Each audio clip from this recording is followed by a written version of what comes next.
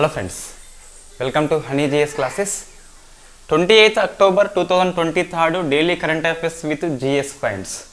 So మొత్తం మనకి ఈరోజు 17 ఆర్టికల్స్ వార్తల్లో ఉన్నాయి. 17 ఆర్టికల్స్ కానీ ఇందులో ఒక 8కి మించి ఆర్టికల్స్ అయితే మొత్తం ఫ్యాక్ట్ బిట్స్ నియామకాలు ఎక్కువ కనిపిస్తున్నాయి. సో ఫస్ట్ హరికేన్ ఒటీస్ అని చెప్పేసి వార్తల్లో ఉన్నది. సో తుఫాన్ పేరేంటి మనకి? హరికేన్ ఒటీస్. ఇన్ఫ్యాక్ట్ మెక్సికో ప్రాంతాన్ని తీవ్రంగా ఇబ్బంది పెడుతుంది. మెక్సికోలో ఎమర్జెన్సీ విధించబడింది ఈ హరికేన్ ఒటీస్ కారణంగా. సో మనం డిస్కస్ చేయాలి హరికేన్ ఒటీస్ అంటే ఏంటి, హరికేన్ అంటే ఏంటి అని చెప్పేసి, ఇది ఏ కేటగిరీగా డివైడ్ చేయబడిందని చెప్పేసి డిస్కస్ చేయాలి. సో ఫస్ట్ ఈ హరికేన్ అన్న ఒకటే, టైఫూన్స్ అన్న మనకి, సైక్లోన్స్ అన్న ఒకటే, బట్ అది ఎక్కడ ఏర్పడుతుంది, ఏ సముద్రం మీద ఏర్పడుతుందని బట్టి దాని పేరు మారుతుంది. సో భౌగోళిక స్థానం బట్టి ఆ తుఫాన్కి మనకి పేరు మారుతుంది. హరికేన్ అంటే అట్లాంటిక్ మహాసముద్రంలో కానీ లేదా తూర్పు పసిఫిక్లో కానీ తుఫాను ఏర్పడితే దాన్ని హరికేన్ అని చెప్పేసి పిలుస్తాం. వెరీ బేసిక్ క్వశ్చన్ అండి అది. హరికేన్ మీన్స్ మనకి అట్లాంటిక్ మహాసముద్రం కావచ్చు లేదా తూర్పు పసిఫిక్ మహాసముద్రం కావచ్చు. ఇక్కడ తుఫాన్ కనుక ఏర్పడినట్లయితే దాన్ని హరికేన్ అని చెప్పేసి పిలుస్తాం. ఎక్కువ అమెరికాలో వచ్చేదాన్ని ఇన్ఫ్యాక్ట్ మనకి హరికేన్గా పిలుస్తాం. అమెరికా కానీ లేదా మెక్సికో కానీ ఎక్కువ శాతం మనము హరికేన్ అని చెప్పేసి పిలుస్తాం. సో ఈ పేరు ఏంటి? ఒటీస్ అని చెప్పేసి ఉన్నది. ఒటీస్కి అర్థం ఏంటి మనకి ఇంకా లభ్యం కాలేదు. సో మనకి 3-4 డేస్లో లభ్యమవుతుంది. రైట్, ఇది ఎక్కడ ప్రాంతము ఎఫెక్ట్ అవుతుందంటే మెక్సికో. ఇన్ఫ్యాక్ట్ దక్షిణ మెక్సికో విపరీతంగా ఎఫెక్ట్ అయింది కాబట్టి 50+ మంది మరణించారు కాబట్టి వెరీ వెరీ ఇంపార్టెంట్ తుఫాన్లలో హరికేన్ ఒటీస్ అని చెప్పేసి. రైట్, ఇది ఏ రకమైన కేటగిరీ అంటే మనకు హరికేన్లు. సో మనకి సైక్లోన్స్ కూడా మనం డిస్కస్ చేసినాం ఇంతకుముందు. సో తేజ్ అని చెప్పేసి వార్తల్లో ఉన్నది, హమూన్ అని చెప్పేసి వార్తల్లో ఉన్నది. ఇవి రెండు కూడా భారతదేశంలో ఏర్పడ్డ జంట తుఫాన్లు అని చెప్పేసి పిలుస్తాం. ఈ తేజ్ అనేది మనకి తీవ్రమైన ఇది అతి తీవ్రమైనది. ఇదేమో హమూన్ మనకి ఓన్లీ తీవ్రమైన అని చెప్పేసి పిలుస్తాం. వెరీ సివియర్ సైక్లోన్, ఇది ఓన్లీ సివియర్ సైక్లోన్ అని చెప్పేసి పిలుస్తాం. ఎట్లా? ఆ విండ్ స్పీడ్ బట్టి, గాలి వేగాన్ని బట్టి మనం పేరు పెట్టుకుంటాం కదా. ఇక్కడ కూడా ఇది హరికేన్ లోపల కేటగిరీ 1, 2, 3, 4, 5 అని చెప్పేసి ఉంటుంది. ఇది కేటగిరీ 5 కింద ఉన్నదండి. సో మనకి క్వశ్చన్ టీఎస్పీఎస్సీ ఫోకస్ చేస్తుంది ఏ కేటగిరీ అని చెప్పేసి. ఈ హరికేన్ ఒటీస్ అనే కేటగిరీ 5 కింద వచ్చింది. సో జనరల్గా మనకి 62 నుంచి 89 km/h తోని ఆ గాలి వేగం ఉన్నట్లయితే దాన్ని సైక్లోన్ అని చెప్పేసి పిలుస్తాం. నెక్స్ట్ 88 వస్తుంది ఇక్కడ. 89 నుంచి 119 వరకు ఉన్నట్లయితే దీన్ని ఇది ఇన్ఫ్యాక్ట్ సివియర్ సైక్లోన్ అని చెప్పేసి పిలుస్తాం. 119 నుంచి 221 వరకు ఉన్నట్లయితే దీన్ని వెరీ సివియర్ అని చెప్పేసి పిలుస్తాం. సో ఇన్ఫ్యాక్ట్ నెక్స్ట్ 222 కంటే ఎక్కువ ఉన్నట్లయితే దీన్ని సూపర్ సైక్లోన్ అని చెప్పేసి పిలుస్తాం. అదేవిధంగా ఇక్కడ మనకి ఉంటుంది, బట్ మనకి హరికేన్ యొక్క నెంబరింగ్ అనేది ఇంపార్టెన్స్ లేదు. బట్ ఇది ఏ కేటగిరీ అని చెప్పేసి గుర్తుపెట్టుకోవాలి, కేటగిరీ 5 అని చెప్పేసి. మన పుస్తకాల్లో ఇదే ఉంది కాబట్టి మనం ఇదే గుర్తుపెట్టుకోవాలి. సైక్లోన్తో మనం కంపేర్ చేసుకుంటే ఇది ఇన్ఫ్యాక్ట్ ఇక్కడ వస్తుందండి. ఒక హరికేన్ యొక్క స్పీడ్ అనేది సాధారణంగా 89 నుంచి 119 km/h మధ్య ఉంటుంది. సో అట్లా ఉన్నదాన్ని హరికేన్ అని చెప్పేసి పిలుస్తాం. ఇప్పుడు వచ్చింది 275 km/h. అంటే ఏంటిది? ఇక్కడ సూపర్ సైక్లోన్ స్థాయికి ఇది మనం పోలిస్తే గిట్ట ఈ హరికేన్ ఒటీస్ని పోలిస్తే సూపర్ సైక్లోన్ కేటగిరీ కిందకు వస్తుంది. తేజ్ మనకి వెరీ సివియర్ కిందికి వస్తుంది. హమూన్ అనేది సివియర్ కిందికి వస్తుంది. ఈ హమూన్ని ఇరాన్ మనకి పేరు పెట్టింది. దీని అర్థం ఏంటంటే వెట్ ల్యాండ్ అని చెప్పేసి పిలుస్తాం. అదే తేజ్ని ఇండియా పేరు పెట్టింది. తేజ్ అనగా మనకి వేగము అని చెప్పేసి పిలుస్తాం. ఇది మనకి అరేబియా సముద్రంలో ఏర్పడ్డది, ఇది బంగాళాఖాతంలో ఏర్పడ్డవి. ఒకే కాలంలో రెండు ఏర్పడ్డాయి కాబట్టి దీన్ని జంట తుఫాన్లు, ట్విన్ సైక్లోన్ అని చెప్పేసి పిలుస్తాం. ఇంతకుముందు భారతదేశంలో 2018 ప్రాంతంలో లుబానా అండ్ తిత్లీ అని చెప్పేసి 2 రకాల జంట తుఫాన్లు ఏర్పడ్డాయి. ఐఎండి ప్రకారము 5 ఏళ్ల అనంతరం ఏర్పడ్డ ట్విన్ సైక్లోన్స్ మనకి తేజ్ అండ్ హమూన్ అని చెప్పేసి ఉంది. సో ఏ రకం అని చెప్పేసి గుర్తుపెట్టుకోవాలి. వెరీ సివియర్ అయితే తేజ్ వస్తుంది, ఓన్లీ సివియర్ అంటే మనకి హమూన్ వస్తుంది. ఎట్లా చెప్తున్నాం మనం? వేగం బట్టి చెప్తున్నాము. సో ఇది మనం గుర్తుపెట్టుకోవాలి ఈ వేగాలు అయితే. అదేవిధంగా హరికేన్ ఓటిస్ అనేది 275 km/h కంటే ఎక్కువ వేగంతో ఉంది కాబట్టి ఇది సూపర్ సైక్లోన్ కేటగిరీ కిందకి వస్తుంది, లేదా కేటగిరీ 5 అని చెప్పేసి పిలుస్తాం. ఇదేమో సైక్లోన్స్, ఇది హరికేన్ అని చెప్పేసి ఉంటుంది. రైట్. ఇన్ఫ్యాక్ట్ ఇది రెండవ ఆర్టికల్ మనకి ఎజెక్టా హలో అని చెప్పేసి వార్తల్లో ఉన్నది. So first article disaster management కిందికి వస్తుంది. సో సెకండ్ ఆర్టికల్ మనకి ఎజెక్టా హలో అని చెప్పేసి చిన్న కాన్సెప్ట్, ఇది స్పేస్ సెక్టార్ కిందికి వస్తుందండి. సో ఎజెక్టా హలో అంటే అర్థమైంది. సో చంద్రయాన్ 3లో మనకి ల్యాండర్ ఉండేది, దాని పేరు విక్రమో అని చెప్పేసి పిలుస్తాం. సో చంద్రయాన్ 3 యొక్క ల్యాండర్ పేరు ఏంటి మనకి? సో విక్రమ్ మనకి సౌత్ పోల్ దగ్గరలో మనకి ల్యాండ్ అయింది. సో ల్యాండ్ అయినప్పుడు మనకి కొద్ది డస్ట్ వస్తుంది కదా. సో డస్ట్ పైకి లేసి చిన్న కాంతి ప్రాంతం ఏర్పడ్డది. ఆ కాంతి ప్రాంతాన్ని ఎజెక్టా హలో అని చెప్పేసి పిలుస్తాం. సో మన ల్యాండ్ అయినప్పుడు ఆ డస్ట్ అనేది పైకి లేచి ఈ సర్కిల్ ఆకారంలో చిన్న కాంతి ప్రదేశం ఏర్పడిందట. ఆ కాంతి ప్రదేశాన్ని మనము ఎజెక్టా హలో అని చెప్పేసి పిలుస్తాం. అంటే సంథింగ్ చంద్రుని మీద ఉన్న శిల కావచ్చు లేదా డస్ట్ కావచ్చు, దాని యొక్క నీడ కాంతి రూపంలో ఉత్పత్తి అయింది, దాన్ని ఎజెక్టా హలో అని చెప్పేసి పిలుస్తాం. సంథింగ్ అది శిల కావచ్చు లేదా డస్ట్ కావచ్చు, మనకి తెలియదు, రాయి కావచ్చు, దుమ్ము కావచ్చు. ఆ దుమ్ము యొక్క నీడ మనకి కాంతి ప్రదేశంగా ఏర్పడింది, దాన్ని ఎజెక్టా హలో అని చెప్పేసి పిలుస్తాం. ఇటీవల వార్తల్లో కనిపించిన ఎజెక్టా హలో అని చెప్పేసి క్వశ్చన్ వస్తుంది. చంద్రుని మీద శిల కానీ మట్టి కానీ యొక్క కాంతి ప్రదేశము సర్కిల్ షేప్లో ఉంటుంది, దాన్ని ఎజెక్టా హలో అని చెప్పేసి పిలుస్తాం. ఎలా బయటకు వచ్చింది మనకి అంటే, చంద్రయాన్ 3లో ఉన్న విక్రమ్ ల్యాండర్ అనేది ల్యాండ్ అయినప్పుడు ఆ దుమ్ము కావచ్చు, శిల కావచ్చు బయటకి లేచి కాంతి ప్రాంతంగా ఏర్పడింది. దట్ ఈస్ కాల్డ్ ఎజెక్టా హలో అని చెప్పేసి పిలుస్తాం. చిన్న కాన్సెప్ట్, జస్ట్ మనం విక్రమ్ అని చెప్పేసి ఆ పేరు గుర్తుపెట్టుకోవాలి, ల్యాండర్ అని చెప్పేసి వస్తుంది. సో మీరు ఆన్సర్ చేయండి. చంద్రయాన్ 3లో రోవర్ పేరు ఏంటి అని చెప్పేసి ఆన్సర్ చేయండి. సో నెక్స్ట్ మూడవది జియోస్పేస్ ఫైబర్ అని చెప్పేసి వార్తల్లో ఉంది. సో జియోస్పేస్ ఫైబర్ ఇది భారతదేశంలో మొట్టమొదటి శాటిలైట్ ఆధారిత ఇంటర్నెట్ స్పీడ్ని అందిస్తుంది. సో మనకి ఇది ఎందుకోసము రిలయన్స్ జియో స్టార్ట్ చేసింది అంటే, మారుమూల ప్రాంతంలో ఎక్కడ మనకైతే ఈ మొబైల్ సిగ్నల్ రాదో అటువంటి ప్రాంతంలో హై ఇంటర్నెట్ స్పీడ్ సౌకర్యం కల్పించేందుకు ఈ జియో రిలయన్స్ వాళ్ళు ఈ జియోస్పేస్ ఫైబర్ని స్టార్ట్ చేసిండ్రు. జియోస్పేస్ ఫైబర్ ఏంటి అంటే, భారతదేశంలో మొట్టమొదటి శాటిలైట్ ఆధారిత గిగాబైట్ స్పీడ్ కలిగిన ఇంటర్నెట్ సర్వీస్ అని చెప్పేసి పిలుస్తాం. సో మనకి శాటిలైట్ ఆధారిత టీవీ ఛానల్స్ ఉంటాయి మనకి. సో డైరెక్ట్ టు హోమ్ అని చెప్పేసి డిటిహెచ్ పిలుస్తాం కదా, అదే విధంగా మనకి ఇంటర్నెట్ సర్వీస్ని జియో వాళ్ళు అందిస్తున్నారు. దాని పేరు జియోస్పేస్ ఫైబర్ అని చెప్పేసి పిలుస్తాం. డిటిహెచ్ ఎలా పనిచేస్తుందో టెలివిజన్స్ శాటిలైట్ బేస్ చేసుకొని అదే విధంగా ఇంటర్నెట్ స్పీడ్ మనకి పనిచేస్తుంది. అదే జియోస్పేస్ ఫైబర్ అని చెప్పేసి పిలుస్తాం. ఎందుకోసం దీన్ని లాంచ్ చేసిందంటే, సో భారతదేశంలో ఉన్న మారుమూల ప్రాంతాలకి, సో కనెక్షన్ లేని ప్రాంతాలకి కనెక్షన్ ఇవ్వడమే దీని లక్ష్యం అని చెప్పేసి రిలయన్స్ జియో మనకి చెప్పింది. సో ఇది in fact very important issue, first in news అని చెప్పేసి వార్తల్లో ఉంటుంది. భారతదేశంలో మొట్టమొదటి satellite based Gigabyte internet services అందించే సంస్థ రిలయన్స్ జియో అని చెప్పేసి, ఆ సర్వీస్ పేరేంటి మనకి అంటే జియోస్పేస్ ఫైబర్ అని చెప్పేసి పిలుస్తాం. సో నెక్స్ట్ ఆర్టికల్ మనకి మేల్ఘాట్ టైగర్ రిజర్వ్ అని చెప్పేసి వార్తల్లో ఉంది. సో మేల్ఘాట్ టైగర్ రిజర్వ్ అని చెప్పేసి వార్తల్లో ఉన్నది. ఎందుకు వార్తల్లో వచ్చింది, మనం ఈరోజు హిందూ పేపర్ చూసినట్లయితే ఒక పులి చనిపోయింది, అందుకు మనకి వార్తల్లో ఉన్నది. సో పులి చనిపోతే ఎగ్జామ్లో వస్తుందా? కంపల్సరీ ఎగ్జామ్లో వస్తుంది. సో ఎంత పులి చనిపోయింది అట్లా రాదు, కానీ జస్ట్ టైగర్ రిజర్వ్ మనకి వార్తల్లో ఉన్నది. ఇది మహారాష్ట్ర లోపల ఉంటుంది. సో మహారాష్ట్ర రాష్ట్రంలోని అమరావతి డిస్టిక్లో ఉంటుంది ఈ మేల్ఘాట్ టైగర్ రిజర్వ్ వచ్చేసి. మనం ఇంతకుముందు డిస్కస్ చేసినాం మనము.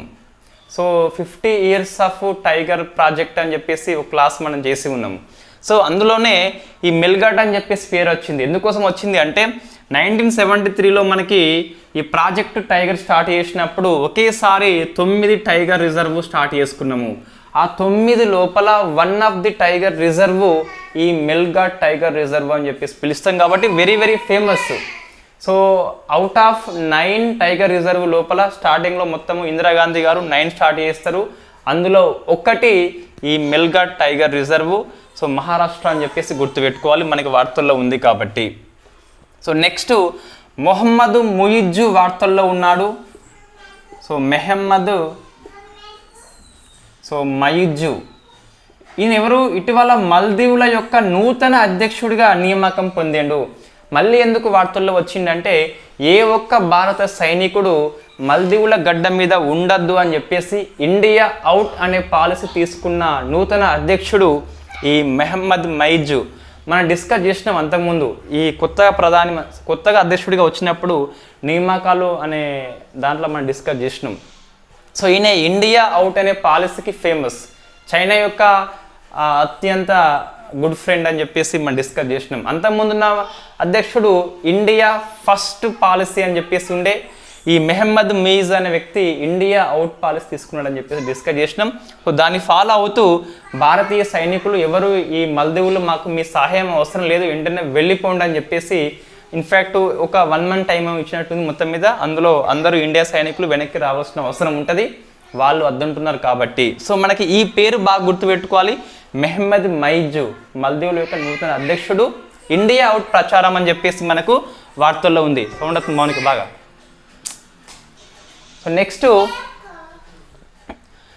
గాజా సీజ్ ఫైర్ అని చెప్పేసి యుఎన్ఓ లోపల జనరల్ అసెంబ్లీ తీర్మానం ప్రవేశపెట్టింది. ఇన్ఫ్యాక్ట్ భారతదేశం అనేది తటస్థంగా ఉండిపోయింది. సో ఆ ఓటింగ్లో పాల్గొనలేదు, అబ్స్టెయిన్డ్ అయిపోయింది. సో ఎందుకు మనం డిస్కస్ చేస్తాం.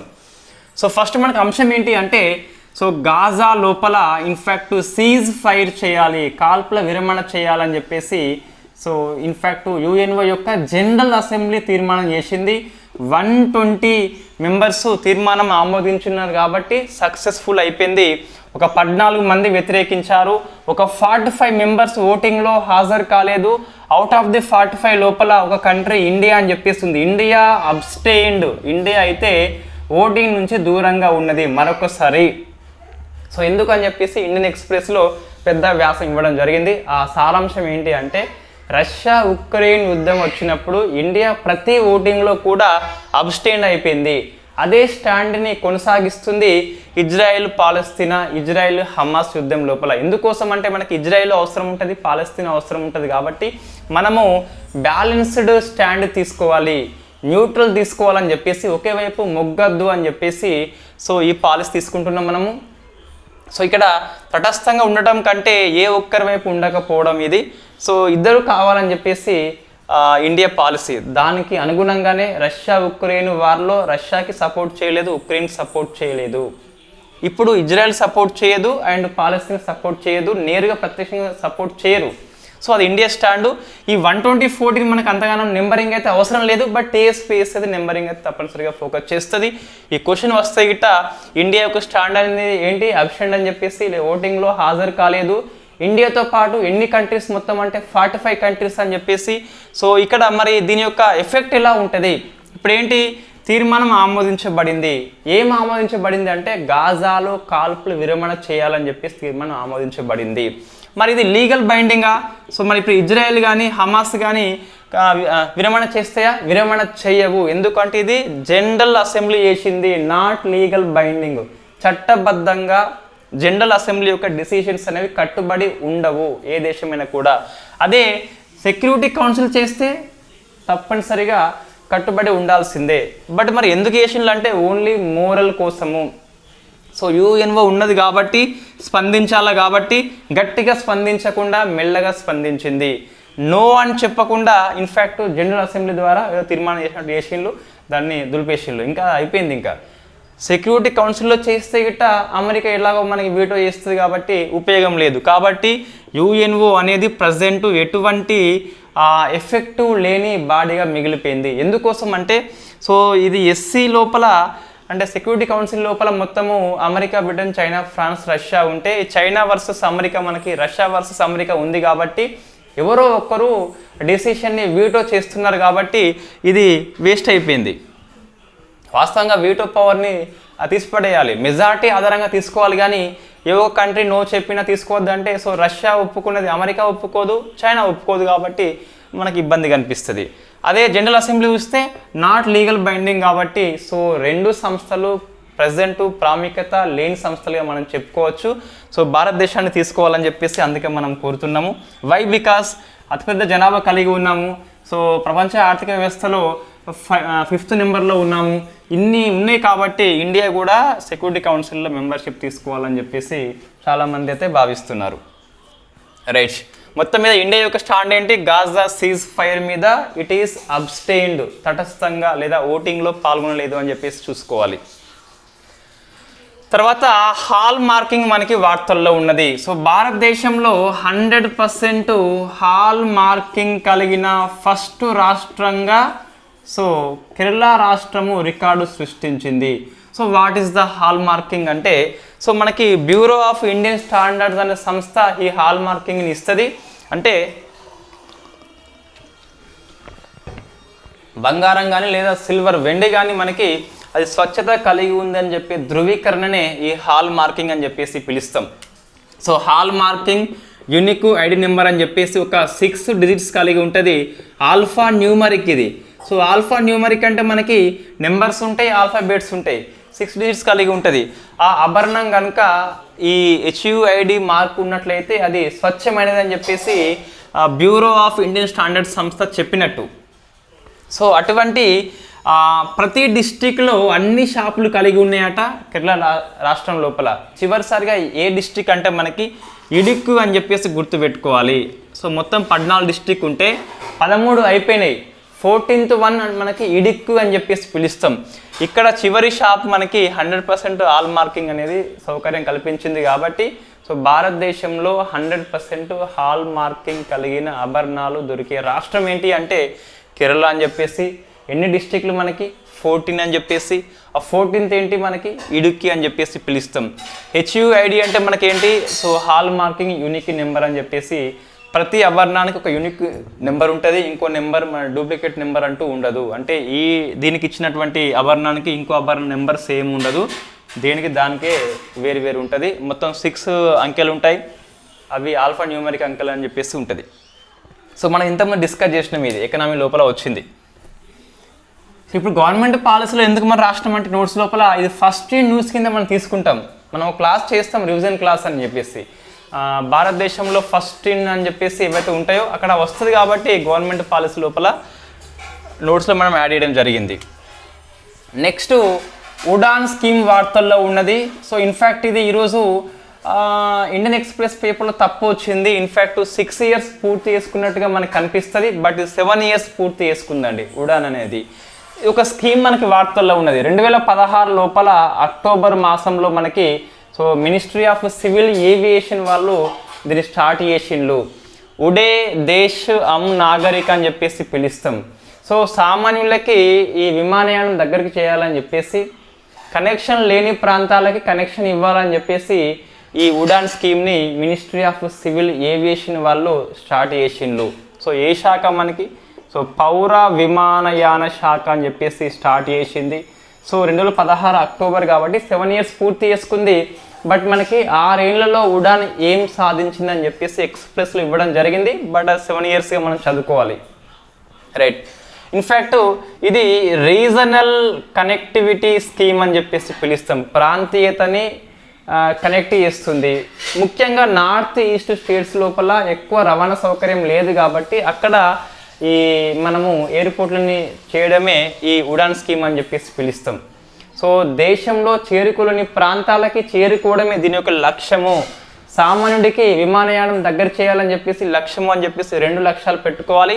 ఒకటి ప్రాంతీయ కనెక్టివిటీ, సెకండ్ది సో ఇది విమానయానాన్ని సామాన్యులకి అందుబాటులోకి తీసుకురావడం అని చెప్పేసి లక్ష్యంతో 2016 అక్టోబర్లో స్టార్ట్ అయింది. సో ఇప్పుడు 7 years పూర్తి చేసుకుందని చెప్పేసి ఉడాన్ 1.0 స్కీమ్ ఉన్నది, 2.0 ఉన్నది, 3.0 ఉన్నది, 5.0 ఉన్నది, 4.0 ఉన్నది, 5.1 ఉన్నది. 5.1 వెరీ స్పెసిఫిక్గా గుర్తుపెట్టుకోవాలి.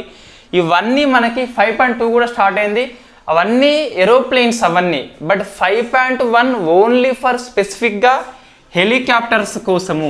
ఇది వెరీ ఫేమస్ క్వశ్చన్. ఉడాన్ స్కీమ్లో మనకి 5.1 దేనికి ఉద్దేశించబడింది అంటే విమానాల కోసం కాదు.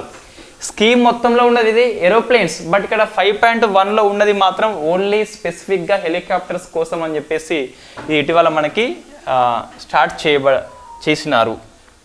ఇది నెక్స్ట్ విజన్ 2047 అని చెప్పేసి ఒక డాక్యుమెంట్ని భారత ప్రభుత్వం రూపొందిస్తుంది. దీనిలో ఏముంటుందంటే 2047 కల్లా భారతదేశ ఆర్థిక వ్యవస్థ డెవలపింగ్ కంట్రీ కాదు డెవలప్డ్ కంట్రీగా మారాలని చెప్పేసి ఈ లక్ష్యం పెట్టుకున్నది. దాంట్లో భాగంగా విజన్ 2047 డాక్యుమెంట్ని రూపొందించమని చెప్పేసి గవర్నమెంట్ ఆఫ్ ఇండియా ఒక సంస్థకి ప్రాజెక్ట్ అప్పగించింది. అది BCG సంస్థ.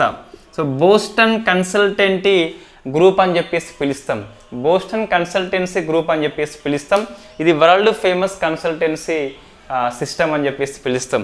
సో విజన్ 47 యొక్క లక్ష్యం ఏంటి అంటే 2047 కల్లా భారతదేశ ఆర్థిక వ్యవస్థని డెవలప్డ్ ఎకనామీ కంట్రీగా చేయాలని చెప్పేసి దానికోసము సో భారత ప్రభుత్వము ఎటువంటి మధ్యకాలిక లక్ష్యాలు కలిగి ఉండాలి దాన్ని ఈ BCG సంస్థ చెప్తుంది. ఏ లక్ష్యాలు? మధ్యకాలిక లక్ష్యాలు, నాటు దీర్ఘకాలిక లక్ష్యాలు అని చెప్పేసి స్పెసిఫిక్గా మనం గుర్తుపెట్టుకోవాలి. TSPSC ఇటువంటి చిన్న చిన్న ఫోకస్ చేస్తుంది. స్వల్పకాలికమా ఇట్లా క్వశ్చన్ వస్తుంది. విజన్ 2047లో భారతదేశం నిర్దేశించిన లక్ష్యాల గుణం ఎటువంటిది? 1 స్వల్పకాలికము, 2 మధ్యకాలికము, 3 దీర్ఘకాలికము, 4 పై1 అని చెప్పేసి వస్తుంది.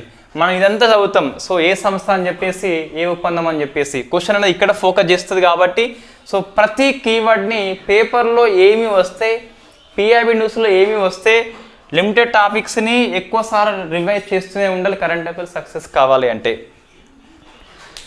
సో ఇంకోటి కరెంట్ అఫైర్స్లో ఉన్న ప్లస్ పాయింట్ ఏంటి అంటే ఒకసారి అధ్యయనం చేస్తే మనం మర్చిపోము. సో జనరల్గా మనకి నోటికి రాకపోవచ్చు కానీ 4 ఆప్షన్లో వస్తే కంపల్సరీ గుర్తుకు వస్తుంది. 1-2 టైమ్స్ చదివితే గిట్ట. నెక్స్ట్ ఆర్టికల్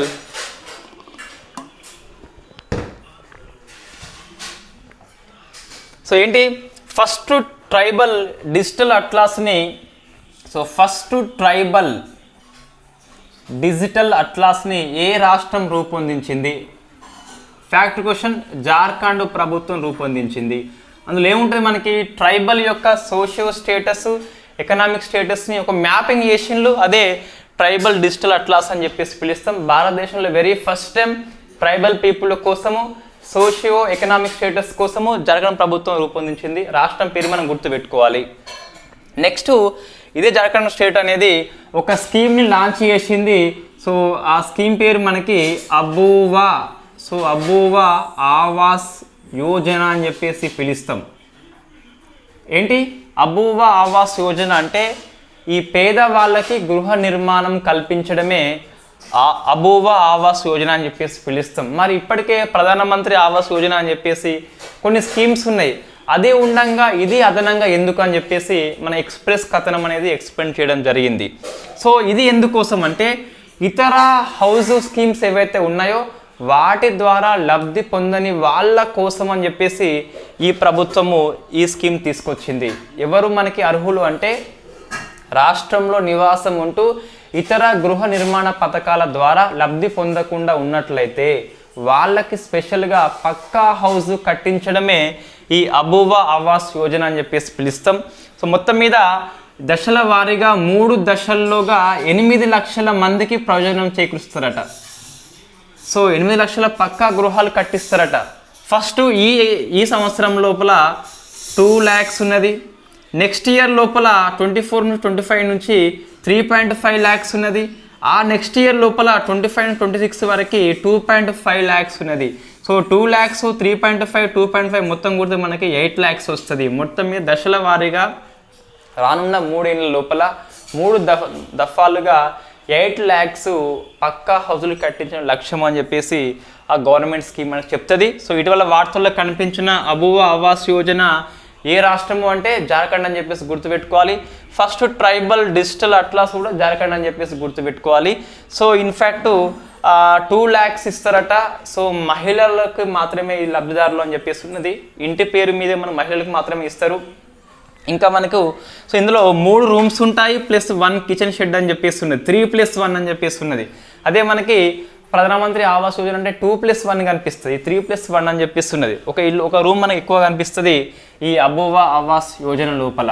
సో ఈ అర్హులు ఎవరు అంటే సింపుల్ చెప్పాలి అంటే సో ఎవరైతే నిరాశ్రయులు అయినలో ఈ విపత్తులు కావచ్చు లేదా ఇతర భూకంపం కావచ్చు వచ్చినప్పుడు ఇల్లు లేక ఉంటారో వాళ్ళ కోసం అని చెప్పేసి ఇది తీసుకురావడం జరిగింది. ముఖ్యంగా ఎటువంటి హౌస్ స్కీమ్స్లో లేని వాళ్ళ కోసం అని చెప్పేసి ఇది ఉద్దేశించబడింది.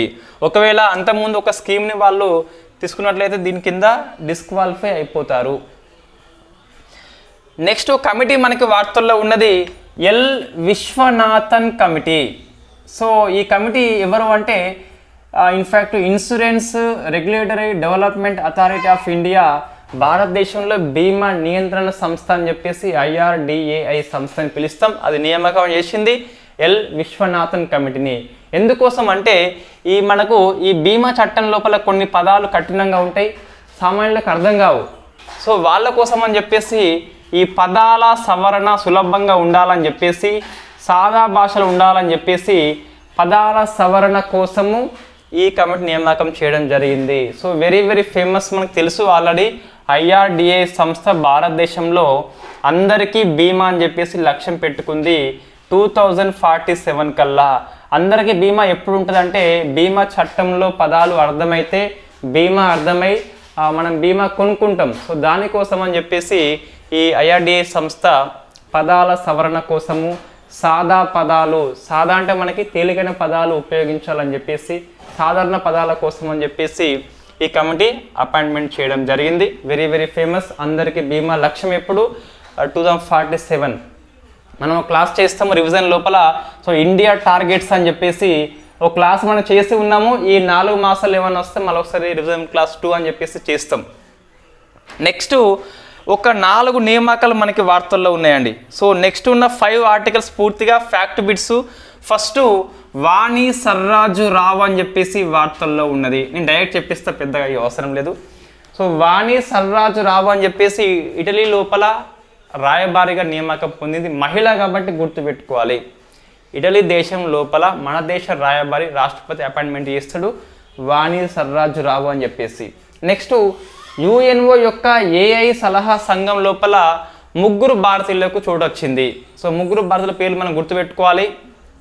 అమన్ సింగ్ గిల్లు, శరత్ శర్మ అండ్ రజనీ అని చెప్పేసి ఉన్నారు. సో గిల్లు, శర్మ, రజనీ మనకి ఈజీగా పేర్లు గుర్తుంటాయి కాబట్టి ఇబ్బంది లేదు.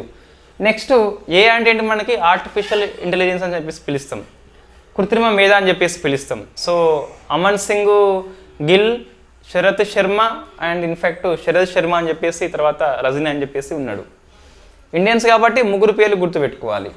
సుల్తాన్ ఇబ్రహీం ఇస్కందర్, ఈయన మలేషియా యొక్క 17వ రాజుగా నియామకం పొందిండు. రాజుగా, నాట్ ప్రధాని, నాట్ అధ్యక్షుడు. నెక్స్ట్ అమోల్ మజుందర్ భారతదేశం యొక్క మహిళా క్రికెట్ జట్టు కోచ్గా అపాయింట్మెంట్ అయ్యిండు ఈ రమేష్ పవార్ ప్లేస్లో. వెరీ వెరీ ఫేమస్ వ్యక్తి, రంజీ ట్రోఫీలో బాగా ఎక్కువ రన్స్ చేసిన వ్యక్తి అని చెప్పేసి పిలుస్తాం. నెక్స్ట్ రంబాబాయి, తెలంగాణ వాళ్ళకి అవసరము.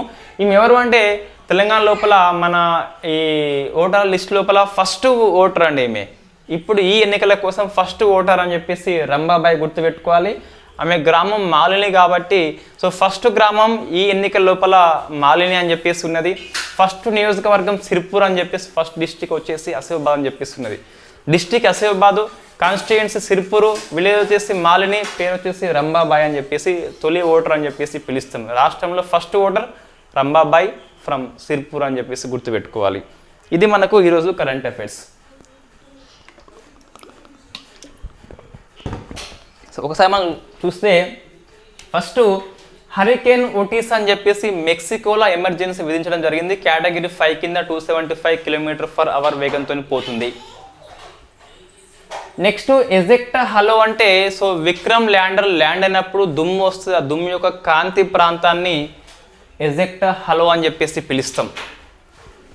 జియో స్పేస్ ఫైబర్ అంటే భారతదేశంలో శాటిలైట్ ఆధారిత ఈ గిగా బైట్ యొక్క ఫస్ట్ ఇంటర్నెట్ సర్వీసు ఈ Jio space fibre.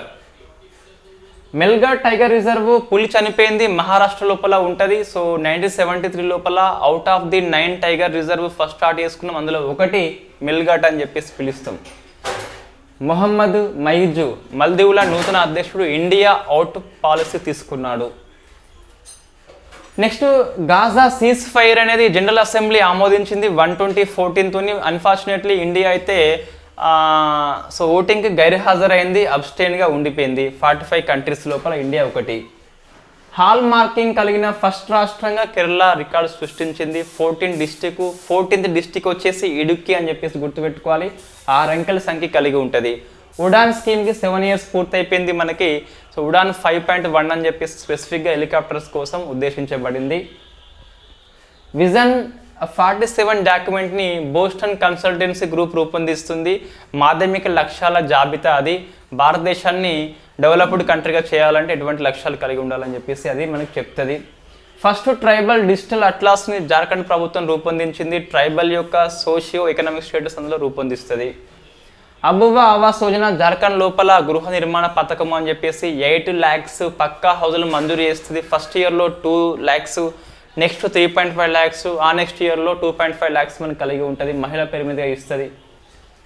Next committee పేరు విశ్వనాథన్ అని చెప్పేసి IRDA సంస్థ రూపొందించింది. సో బీమా చట్టం లోపల ఉన్న పదాల సవరణ కోసం అని చెప్పేసి ఇది రూపొందించడం జరిగింది. వాణి సర్రాజరావు ఇటలీ రాయబారి.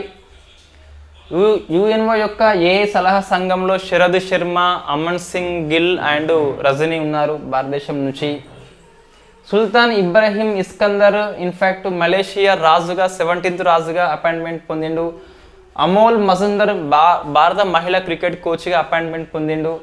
రంబాబాయ్ తెలంగాణ లోపల తొలి ఓటర్ అని చెప్పేసి రికార్డు సృష్టించింది. సో మాలిని గ్రామం అని చెప్పేస్తుంది. సో నేను మళ్ళీ చెప్తున్నా, సో ఇది నాకు మళ్ళీ కామెంట్స్ వస్తున్నాయి. అంటే ఇన్ఫ్యాక్ట్ 21 నుంచి 27th వరకు అక్టోబర్ మనం క్లాస్ చేసి ఉన్నాము. అన్ఫార్చునేట్లీ పవర్ పోయింది. పవర్ పోకుంటే మనకి 2 గంటల లోపల అన్నీ టచ్ చేసి పూర్తి చేసేటోళ్ళం మనం. అయితే సో మనం డైలీ నోట్స్ అయితే పెట్టినాము. 21st అదే రోజు, 22nd నోట్స్ అదే రోజు, 23rd అదే రోజు, 24th అదే రోజు, 25th అదే రోజు, 6th అదే రోజు, సేమ్ డే నోట్స్ పెట్టినాం. ఇందులో మీరు అధ్యయనం చేసి ఉంటారు కొంతమంది రెగ్యులర్గా నోట్స్. సో అందులో ఏవైతే అర్థం కాలేదో సో చాలా ఫ్యాక్ట్ బిట్సే ఉన్నాయి. సో నాకు తెలిసి ఎక్కడ ఇబ్బంది అవుతుంది అంటే ఇంటర్నేషనల్ అఫేర్స్ కాడ కొంచెం ఇబ్బంది అవుతుంది. సో మ్యాట్రిక్స్ కన్వెన్షన్ అంటే అని చెప్పేసి అటువంటి కొన్ని ఇబ్బంది అవుతుంది కానీ సో అట్లా ఇబ్బంది అయినా నాకు అదే వీడియో కింద కామెంట్ చేయండి. నేను ఒక 3-4 days చూసి ఎన్ని కామెంట్స్ వచ్చినాయో అన్నిటినీ సో ఇట్లా పక్కపొంటి రాసి నేను మళ్ళీ క్లాస్ చేస్తా. సో కంపల్సరీ వచ్చిన కామెంట్స్ నేను క్లాస్ చేస్తాను గ్యారంటీ. అంటే కామెంట్స్ రాలేదు అంటే ఎస్ ఇవన్నీ అర్థమైనట్టుగా మనం భావిస్తాము. Right, thank you very much. రేపు మనము సో 29th కరెంట్ అఫైర్స్ తప్పనిసరిగా చేస్తాము. బట్ మనకి చిన్న అవుట్ సైడ్ వర్క్ ఉంది కాబట్టి సో అది తొందరగా అయినట్లయితే మనకి ఇంటర్నేషనల్ రిలేషన్స్ కింద కరెంట్ అఫైర్స్ రివిజన్ అని చెప్పేసి దాన్ని కూడా మనం పూర్తి చేసుకుంటాం. Thank you very much.